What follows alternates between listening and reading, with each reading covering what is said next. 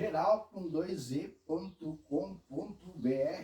Hoje recebendo Luiz Augusto Alves, presidente da AGFlor, Associação Gaúcha das Empresas Florestais. Bom dia. Bom dia. Tudo bem? Tudo bem? Obrigado pela oportunidade de falar um pouco aí sobre o nosso setor florestal e da nossa associação. Estamos à disposição aí. Como é que está funcionando aí a associação, as empresas florestais? Quais são os desafios? Certo. Primeiro eu vou fazer um breve histórico, né, da AGFlor. Ela, agora em setembro, completou 53 anos, né? Então é uma associação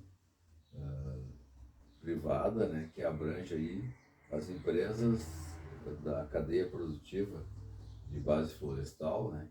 Pega as empresas que plantam florestas, as que utilizam madeira, né, como matéria-prima, né, nas suas operações, e também fabricantes de máquinas, empresas que comercializam produtos para o setor florestal, escritórios de consultorias também que prestam serviço para a área florestal, né? Hoje tem em torno são 33 associadas, né? E ela então atua aí institucionalmente, representando, né, o setor nos diferentes órgãos aí do Estado, né, públicos e privados, né, para conseguir então defender os interesses da categoria. E atualmente, né, o Rio Grande do Sul é um estado tem uma situação bem diferente, né, comparado com os outros estados da federação e até diria a nível mundial, né, que a silvicultura aqui ela sofreu aí na década dos anos 2000 ali. Foram anunciados alguns grandes projetos de celulose aqui no Rio Grande do Sul e no momento o assunto não foi bem conduzido pelo governo do estado na época, e isso já acabou gerando uma grande repercussão negativa, né? E uma demanda assim das ONGs ambientalistas e do próprio Ministério Público, né, ambiental.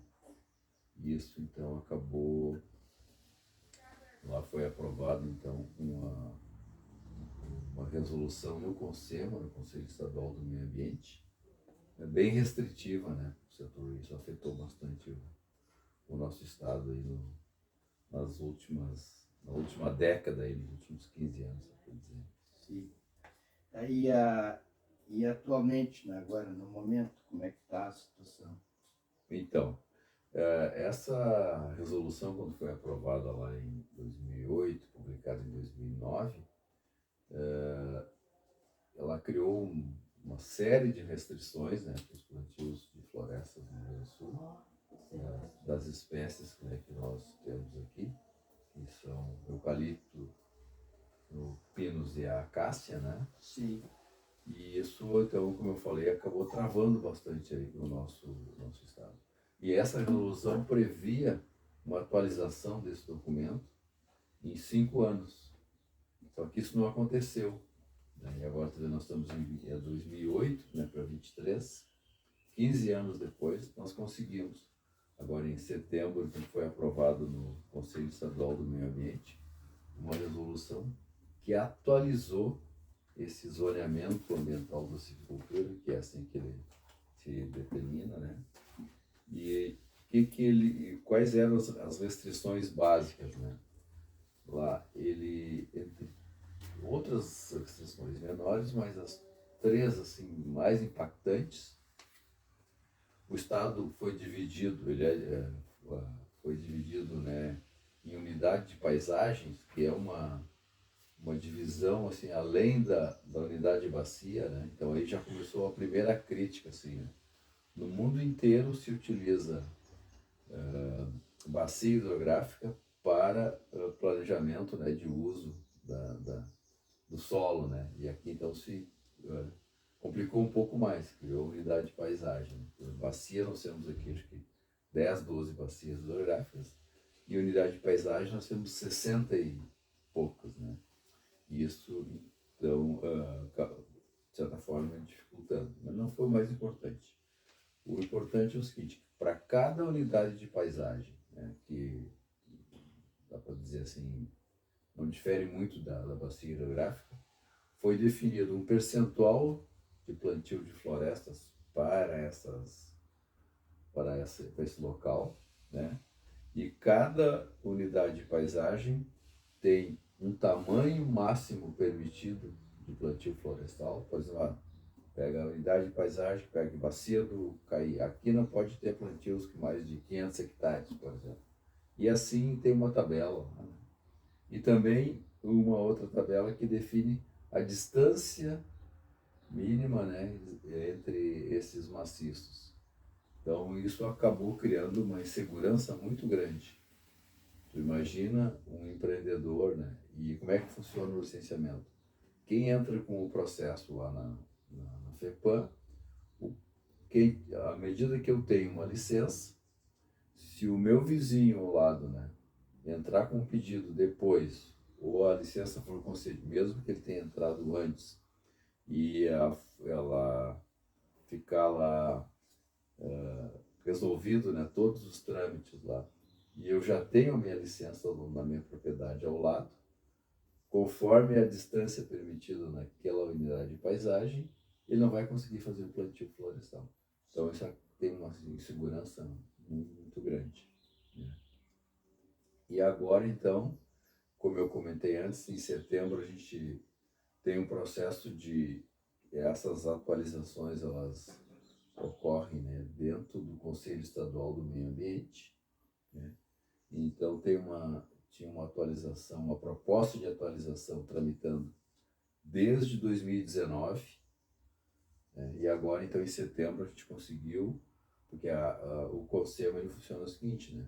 Ele tem as câmaras técnicas, né, que são específicas conforme o tema, ele é tratado dentro da Câmara Técnica, aprovado na Câmara Técnica, e depois ele vai para a plenária, né, que é onde estão todos os representantes da sociedade estão representados ali, entidades públicas, privadas, ONGs e assim por diante, setor produtivo também.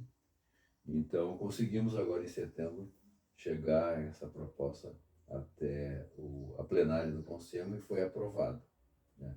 Ficou longe como é que eu vou dizer, longe da necessidade, né, e da expectativa do setor, mas já foi um avanço. Então, deve expandir então o setor no Rio Grande do Sul. A expectativa é que, o que nós vamos dizer assim, porque para o setor expandir, né, tem que ter um ambiente, né, regulatório, digamos, satisfatório, né, que incentiva, e tem que ter mercado também, né? Ninguém vai botar vai fazer um investimento, né?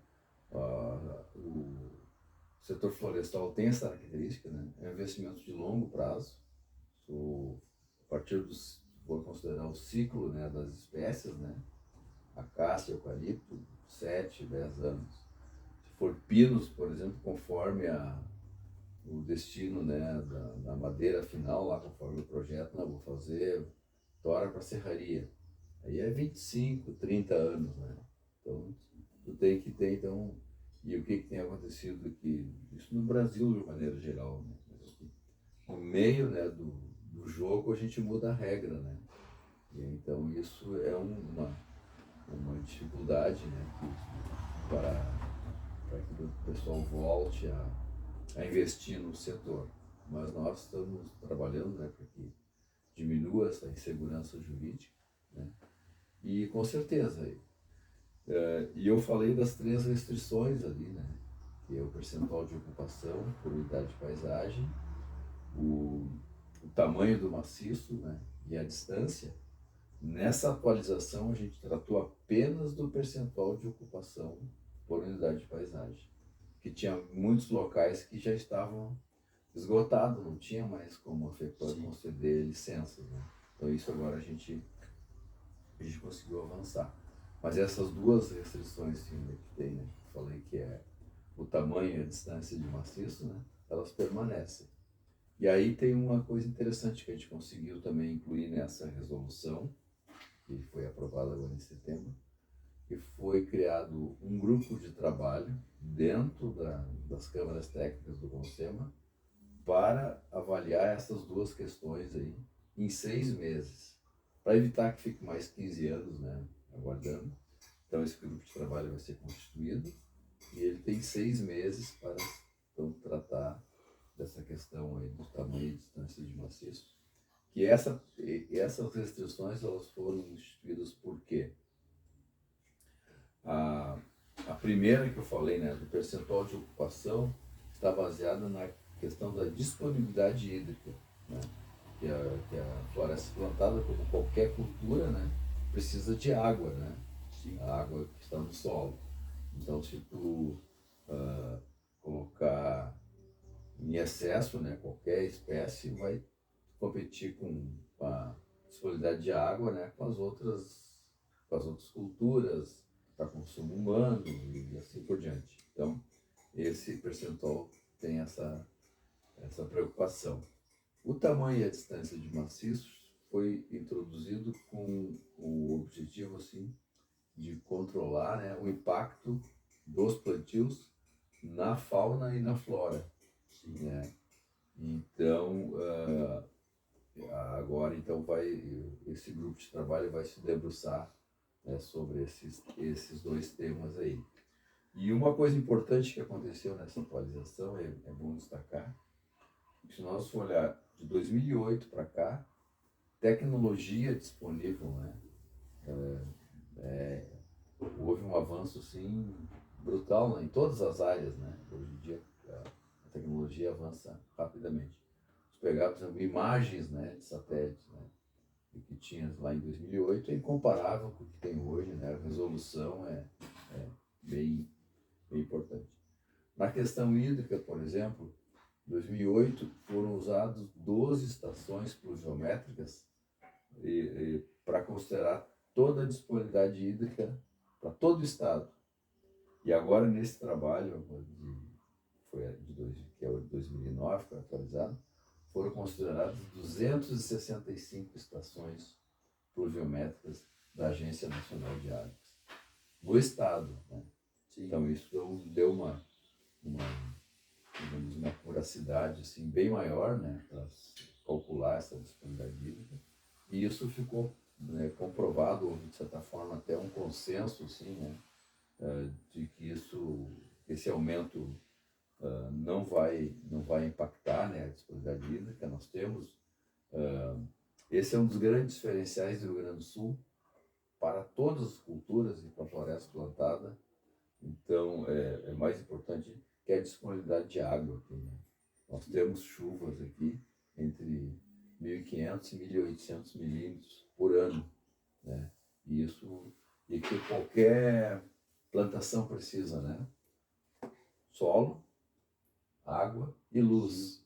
E nós temos isso aqui, né? Graças a Deus fomos abençoados, né? Por Papai do Céu. E tem que aproveitar isso, então, para melhorar a vida da população, né?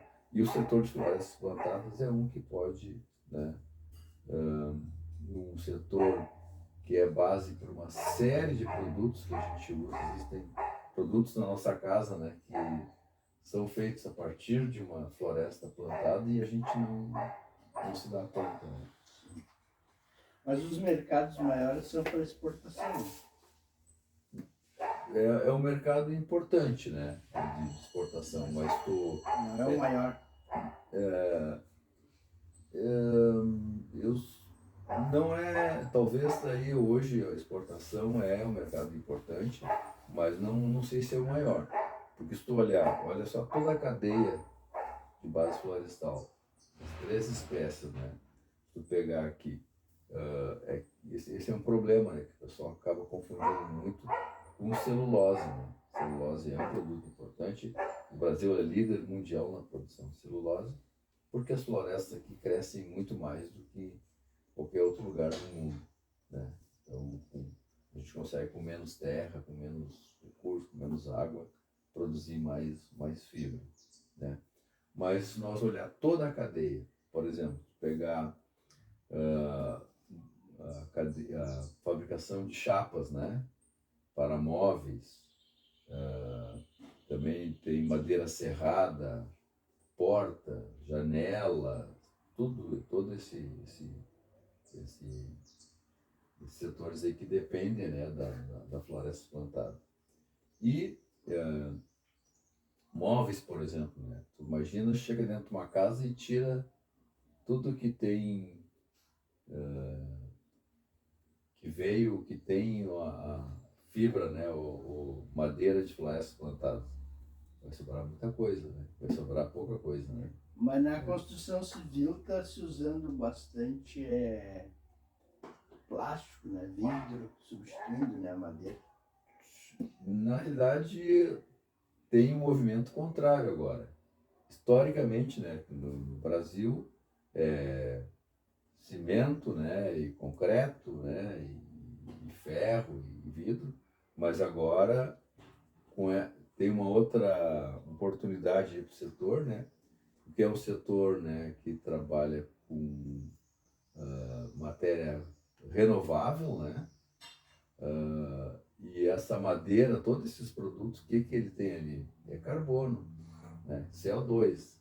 Então, a floresta é uma estratégia importante para a captura de CO2, né, que está aí todos os países, né, com metas, né, para redução das emissões ou até captando CO2, né. Então, já tem assim movimentos, não, no Brasil não tanto, mas no exterior, de construções com madeira, né? Porque a madeira vai ficar ali, se é uma casa, vai ficar 50 anos ali, aquele carbono que está naquela madeira vai ficar 50 anos. 50 anos Mas assim, ó, quando a gente fala em madeira, né, a gente não pode deixar de falar, né, não sei se como é que seria, se é o predador, ou não sei, tecnicamente, não sei como é que seria o nome dele, né? Mas tem um que incomoda bastante, né? Que é o cupim. Ah, sim, sim. Mas hoje já tem tratamentos aí, né, térmicos e químicos que tu controla o cupim. Senão hoje não é mais. Não é problema. Não. Já por exemplo, até comentei das associadas da Agiflor, né? Tem as empresas que trabalham, né, com tratamento de madeira, né? Então tem tecnologia, hoje não seria que Cupim não é problema, então. Não, hoje não é mais. Porque sempre foi um argumento para substituir, principalmente na construção civil, né? A madeira, substituir a madeira devido ao cupim. Sim. Não, mas isso já está resolvido. Já tem tecnologia, tranquilo, e são esses processos também que aconteceu com os processos de tratamento, né, de madeira para cupim. Usava até um tempo atrás produtos assim com mais agressivos, né? Usava impacto, né? Lembro que e usava muito isso as companhias ferroviárias, né? Para tratamento dos dormentes, né? E tinha problemas, né? Em função das áreas onde fazia o tratamento desses dormentes, com resíduos, né, de produtos químicos, né? Inclusive arsênico. Mas isso hoje foi superado, tem produtos, né, bem menos agressivos, né, e impactantes, mas com um efeito, né, que atacam. Antes você matava o cupim, mas matava outros bichos, né, outros animais, outros seres Matava vivos. as pessoas junto. Conforme a dose, né, como qualquer químico, né. Mas hoje então isso não seria um problema. Bem, assim nós vamos encaminhando então, né, o encerramento da nossa live, do nosso vídeo de hoje, né? Mas nós não vamos esgotar, né, o assunto, porque não esgota, né? O assunto Sim, é sim. muito longo. É. Né? Vamos encaminhar então para uma outra oportunidade a gente falar novamente desse assunto, que é um assunto interessante, né, que faz parte da vida das pessoas, né? Não falamos também que a gente pode falar outro dia, né, sobre lenha, sobre carvão, sobre, né, estão vários Sim. assuntos para ser abordados. Mas nós queremos então já deixar aqui agendado, né, com o presidente da AGFlor, uma nova conversa, né, outro dia, Tá certo. para não deixar nosso vídeo aqui muito longo, né, e pedir para o pessoal aí, né, curtir, comentar, compartilhar. Né? Se tu me permitisse, tem dois detalhes Não, que eu agora eu gosto. quero deixar para o senhor né, fazer o Fechamento. fechamento. Não, dois aspectos importantes, assim, que eu acho que é para fechar, né, é importante colocar. Tu falaste aí da questão de lenha e carvão, né? Aqui no Rio Grande do Sul, né, outro aspecto importante, se não fosse da onde é que veio o carvão do nosso churrasco, né? De florestas plantadas, né? E uma função importante também da floresta plantada é preservar as nativas. Imagina se nós não tivéssemos florestas, né, plantios, né, para a produção de madeira, de eucalipto, de pinos e acácia, da onde a população ia tirar madeira? Das nativas. Né? Então isso é um papel, sim, já acaba passando, né, desapercebido, mas acho que, então, para encerrar, né, deixar essa mensagem, assim, né, a importância do setor florestal, né, que é uma preocupação de sempre, né, cada vez mais atual com a questão ambiental, né, e a floresta e as florestas nativas são fundamentais, né, para o equilíbrio aí, né, da cidade. Então, esse é, digamos, é o principal papel da floresta plantada, né, é a preservação das nativas, né, além de prover produtos para o nosso dia a dia. E nós, agradecer mais uma vez a oportunidade, né. O assunto é extenso, né, e eu particularmente, quando começo a falar do setor, eu me empolgo, né, porque é um negócio que é uma coisa que a gente acredita, né, que é benéfico, né, e eu me construí praticamente toda a minha carreira aí no setor florestal, né, então a gente se empolga e temos bastante assunto aí para frente. Sim, sim. Certo? Então, nós agradecemos a sua presença, né? E vamos agendar, então, aí um outro vídeo aí para a gente falar, então, de lenha, de carvão, de churrasco. Tá, né? boa ideia. Boa ideia. Muito obrigado. Valeu, obrigado pela Tchau. oportunidade. Tchau.